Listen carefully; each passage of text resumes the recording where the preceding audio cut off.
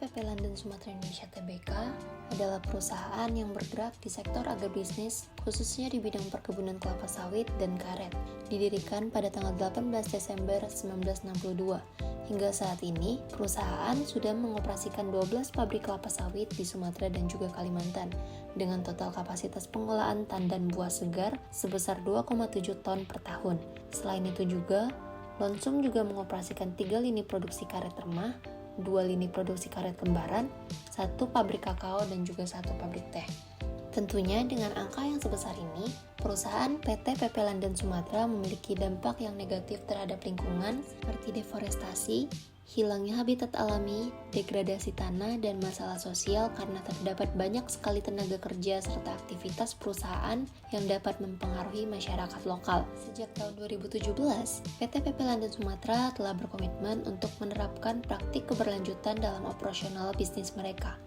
Mereka memahami pentingnya menjaga keseimbangan antara aspek ekonomi, sosial, dan lingkungan dalam melakukan kegiatan bisnis mereka. Dalam upayanya, perusahaan telah mengimplementasikan kebijakan dan prosedur untuk mengurangi dampak lingkungan di mana kebijakan yang ditetapkan berupa larangan deforestasi, konservasi kawasan bernilai konservasi tinggi, dan area dengan stok karbon tinggi, larangan penanaman di daerah gambut dengan kedalaman berapapun, larangan pembakaran penghormatan atas hak asasi manusia, termasuk pelaksanaan persetujuan atas dasar informasi di awal tanpa paksaan, di mana visi Lonsum yaitu menjadi yang terdepan dalam 3C, tanaman, biaya, kondisi, dan agribisnis berkelanjutan yang digerakkan oleh penelitian dan berbasis pengembangan, serta misi Lonsum yaitu memberi nilai tambah bagi pemangku kepentingan di bidang agribisnis. Oleh karena itu, laporan ini dibuat untuk menganalisis kinerja perusahaan terhadap komitmen dan kebijakan serta melihat seberapa efektif kebijakan keberlanjutan dari perusahaan hingga tahun 2022. Variabel yang digunakan dalam penelitian ini yaitu GRI 102 yaitu penjualan bersih, GRI 302 yaitu konsumsi energi total, dan GRI 305 yaitu emisi gas rumah kaca.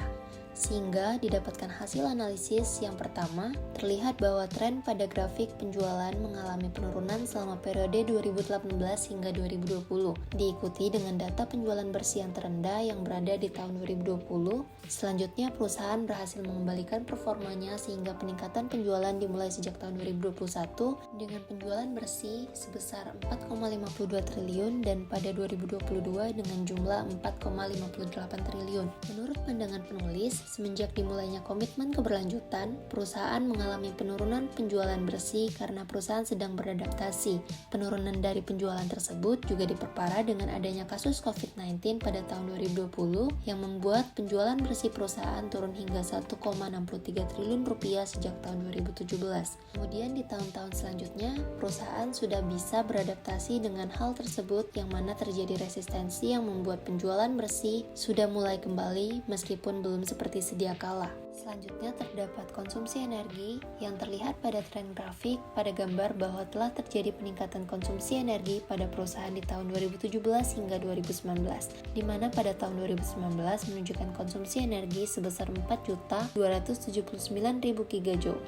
Selanjutnya, terjadi penurunan energi yang konsisten terjadi sejak 2020 hingga 2022 yang mengindikasikan bahwa perusahaan sudah berhasil mengurangi penggunaan energi. Salah satu caranya adalah melakukan peralihan penggunaan energi tak terbarukan menjadi terbarukan dengan menggunakan cangkang dari kelapa sawit. Yang terakhir, terdapat emisi gas rumah kaca di mana terlihat emisi gas rumah kaca tertinggi berada pada tahun 2018 dengan jumlah 506.000 ton, di mana pada tahun ini emisi gas rumah kaca utama perusahaan yang sebesar 58,8% berasal dari konversi lahan, yaitu perubahan stok karbon yang terukur selama pengembangan perkebunan. Selanjutnya, terjadi penurunan emisi gas rumah kaca sejak tahun 2019 hingga 2022, dan yang merupakan penyumbang terbesar emisi gas rumah kaca tersebut adalah emisi gambut. Penurunan emisi yang signifikan yang terjadi pada tahun 2022 juga terjadi karena adanya konsumsi bahan bakar yang lebih rendah di pabrik kelapa sawit, karena 3 pabrik tersebut beralih menggunakan generator diesel menjadi menggunakan listrik pada tahun 2021.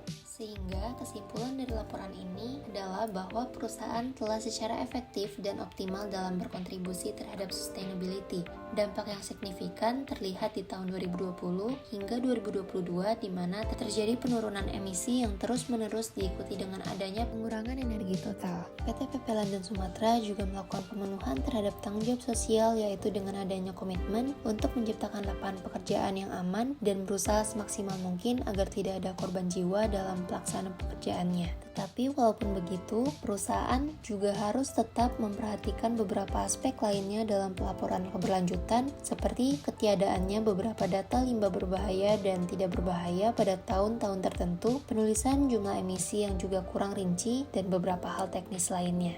Sekian dari presentasi ini, mohon maaf jika ada salah kata. Terima kasih.